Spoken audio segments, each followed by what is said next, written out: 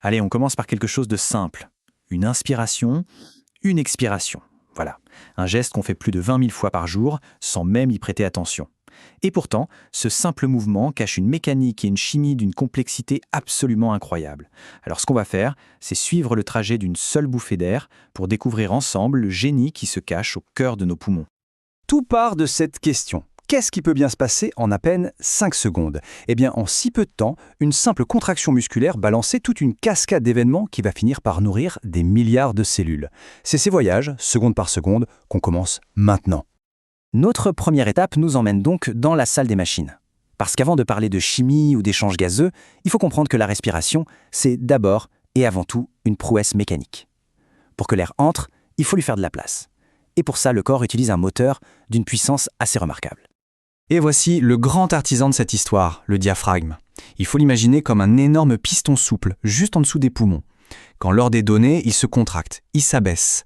Et ce simple mouvement vers le bas va tirer les poumons, agrandir le volume de la cage thoracique, et c'est ça, ce geste initial, qui met toute la machine en route. Et la suite, c'est juste de la physique pure et simple, appliquée de façon magistrale. Étape 1, le diaphragme descend. Du coup, étape 2, la poitrine prend du volume. Et là, une loi fondamentale entre en jeu. Étape 3, quand le volume augmente, la pression, elle, diminue. L'intérieur des poumons devient une zone de basse pression par rapport à l'air extérieur. La conclusion est inévitable. Étape 4, l'air s'engouffre pour combler cette différence. C'est simple, automatique et terriblement efficace.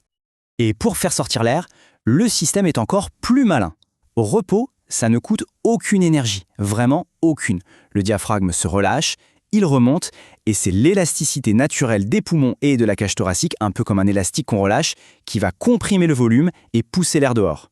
Une conception d'une efficacité énergétique parfaite. Bon, le mécanisme est en place. On sait comment l'air entre et sort. Mais la question maintenant, c'est combien d'air bouge à chaque fois?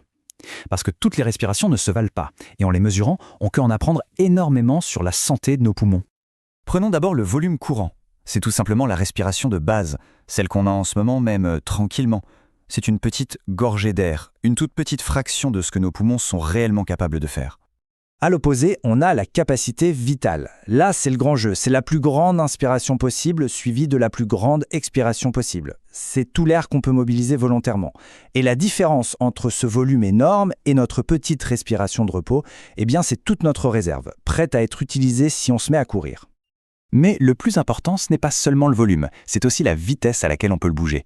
Et là, il y a un chiffre magique, 80%. C'est ce qu'on appelle le VEMS, le volume expiratoire maximal en une seconde. En gros, ça veut dire qu'une personne en bonne santé peut vider 80% de toute sa capacité vitale en une seule petite seconde. Et cette mesure de vitesse, c'est un indice capital.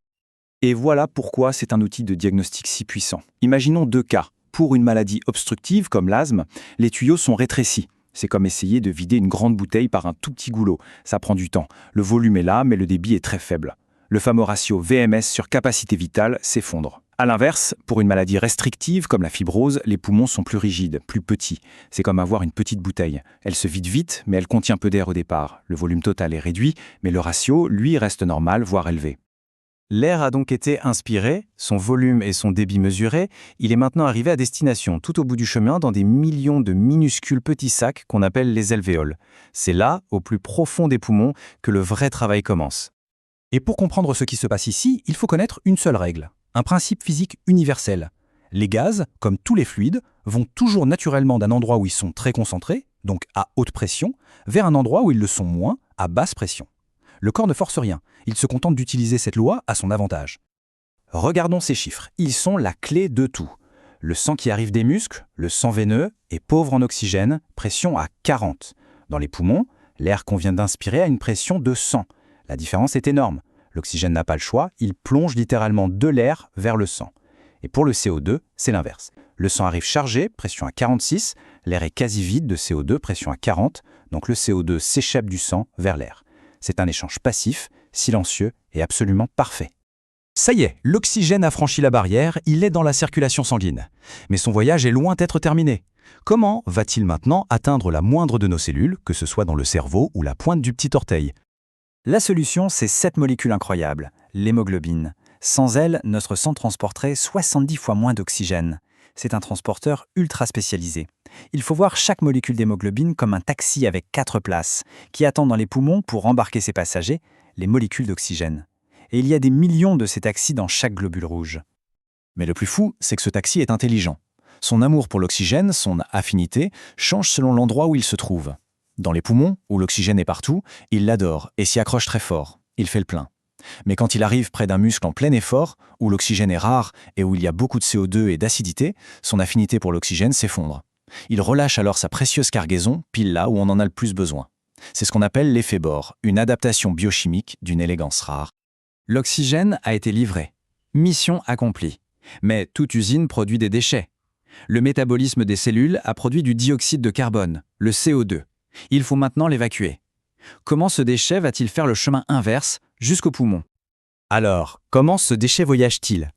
Eh bien, pas du tout comme on pourrait le croire. Une toute petite partie se dissout dans le sang, une autre petite partie s'accroche à l'hémoglobine, mais l'immense majorité, près de 90%, subit une transformation chimique.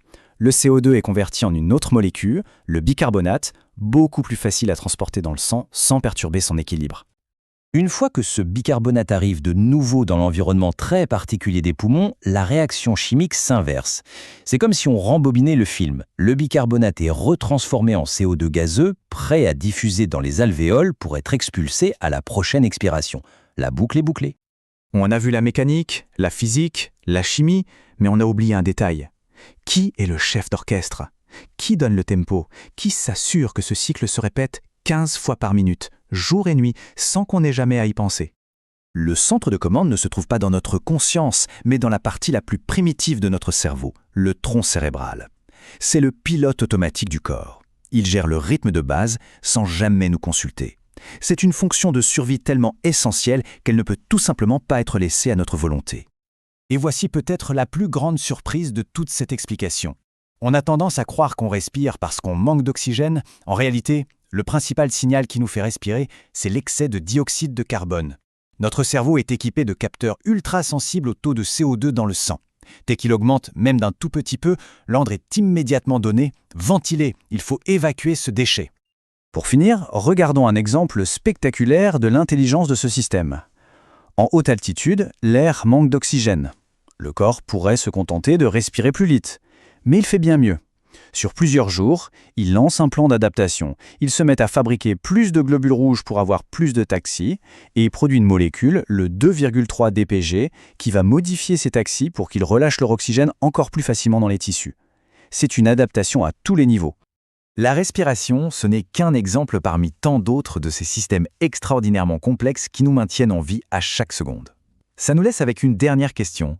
Si une seule respiration de 5 secondes cache une telle merveille d'ingénierie, qu'est-ce qu'on pourrait découvrir d'autre si on prenait le temps de regarder ce qui se passe à l'intérieur de nous, juste là, en ce moment?